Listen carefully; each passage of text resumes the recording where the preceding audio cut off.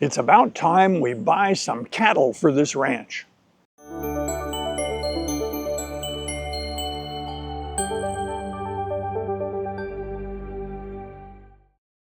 Hello and welcome. Welcome to Input English. In a recent episode, I shared with you that we used to live on a ranch in Northern California in the Central Valley. And I talked about the beginning of that and how we started out raising bees as our first experience in livestock. Now, when we first got that ranch, I went around and repaired all the fence, and that took months. And now all the fence is repaired, and we're raising bees, and it just seemed like we should have some cattle. After all, we have 13 acres of grassland, and it's irrigated, so there would be no trouble feeding cattle. So let's get some cattle. At that time, one of my friends at work, co-workers, came in and gave me an article, and as I recall, it was written in the Scientific American journal. And it showcased ox teams. Ox teams? What's that? Well, that's what this video is about. The article showcased the work of Drew Conroy. And Dr. Conroy is a PhD educator in New England. I think he was in New Hampshire at the time. At this time, he may be in Maine, but he's in New England, and he's an expert on ox teams. He has written at least 2 books on how ox teams work. And the article in Scientific American was an overview of that. So I read it with great interest. What he explained is what an ox is and how they fit into American history. So what is an ox?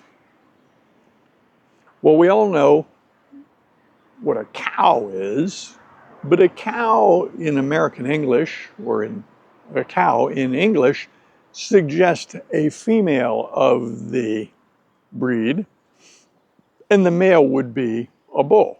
So you have a cow and a bull, a female and a male. Great. But when people raise cattle, they don't usually have a lot of bulls. They might have one, they might have none. So cows could be raised for beef, or they could be raised for producing calves, or they could be raised for producing milk. That's kind of the job of a cow, one of those 3 things. And so if you're raising cattle, what do you do with the male calves if you don't need a bunch of bulls? And the answer is you do a snip and turn them into a steer. So a castrated male calf is a steer. Now, the average steer in the United States lives about 18 to 20 months. That's what I recall, at least. They don't have long careers because they are for producing meat, and then they go to slaughter. So they have a relatively short lifetime. And they don't necessarily mature into a mature adult.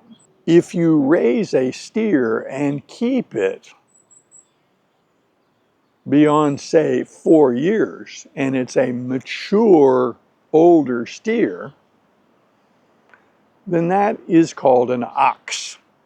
Now, you can spell ox any way you want. The 2 common ways to spell ox are OX or OXE. It's an interesting analogy. The same thing goes for the spelling of axe. You can spell axe, AX, or you can spell axe, AXE. They're both right. So an ox is a steer, that is a castrated male bovine, which is mature, typically more than 4 years old. The other thing about an ox is they are draft animals. They are used to pull heavy loads. The most common setup for an ox is in a team of 2. And they are yoked together with a yoke that is typically made out of wood. There is a timber on the top, and it has holes bored in it, and then a bent piece of wood goes around the neck, but not tightly, goes around the neck and holds the yoke on the necks of these 2 oxen. The plural of ox is oxen. There are 5 instructions that you can give to an ox. You can communicate with your ox team by tapping them with a prod, with a little stick. You don't hurt them, but you can tap them with a stick and give them an instruction, or you can say words and they should learn those words. There are only 5 instructions. This is very traditional stuff. This goes back hundreds of years in American history. G, if you give a command to an ox team, G, you want them to turn right. Ha, you want them to turn left. Get up, you want them to move forward. Whoa, you know what that is. That's to stop. And number 5, back up. Those are the 5 instructions you need to teach your ox team. I read that article and was in love. It just seemed like a great way for us to use our little ranch and do something interesting and different and something we could learn a great deal from. So I thought, let's get 2 calves and raise them and teach them the 5 instructions: G, ha, get up, whoa, and back up, and get a yoke, and maybe we could have them pull things and use them for demonstrations, take them to county fairs, and it would just be fun. So I bought Drew Conroy's book, The Oxen Handbook, and I read it with great interest. Now, what kind of cattle should I get? Well, the beef cattle are not typically used for ox teams. They're readily available, but they're typically not used. So the common breeds in Northern California for dairy include Guernsey, Jersey, and then less common brown Swiss, and I may be forgetting some other breeds, but these are the ones that came to mind. The problem with the Guernsey cattle is they're the black and white cattle, and I don't think in terms of an ox team that look like a couple of milk cows. So, you know, maybe that's my baggage, but I did not want an ox team that looked like milk cows. Now, the Guernsey cattle are beautiful, but they're small. They're not big animals. And so I checked that off the list and said, no, I don't think I want Guernsey.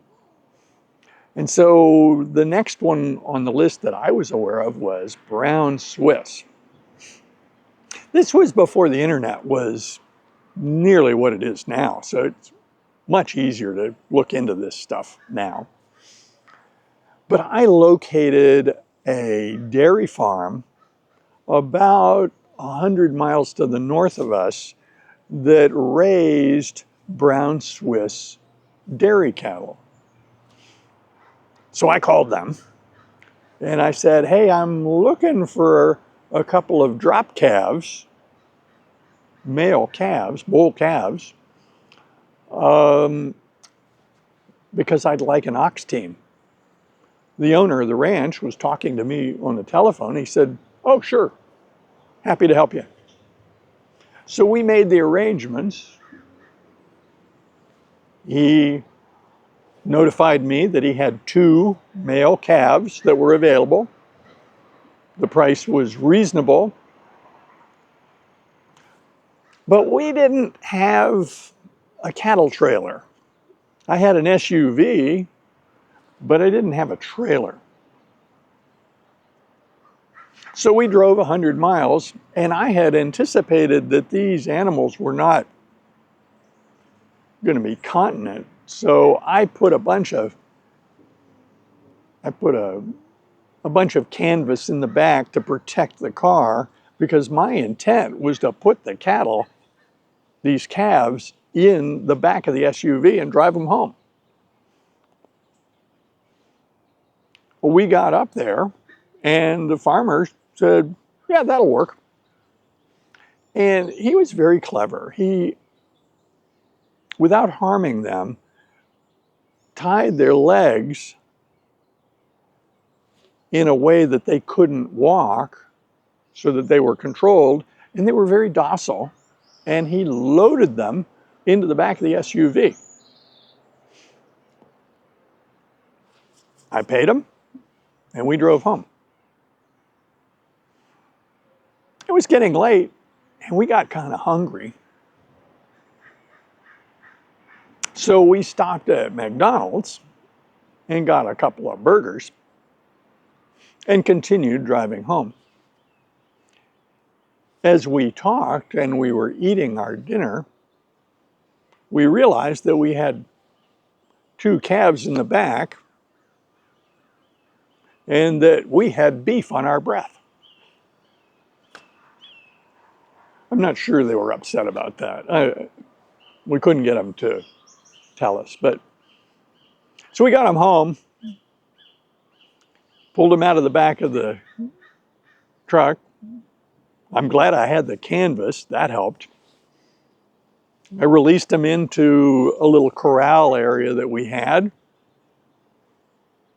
and it was time to turn in. We'd get up in the morning and feed them. Now, if you have 2 calves and you're going to raise an ox team, should you name them? Yeah. So our calves were named that night Abe and Gus. So that's the end of this episode. We're home with our new calves. They're in the paddock area and they've got names, Abe and Gus. In the next episode, I'm going to talk about how you care for young calves and how you get them to cooperate with you so that you can raise a good ox team. Hope you enjoyed this episode. Of course, we ask folks to like and subscribe, help us build this channel. Any comments you have are always appreciated. We love getting comments. They're great. And I hope you join us in future episodes. See you soon.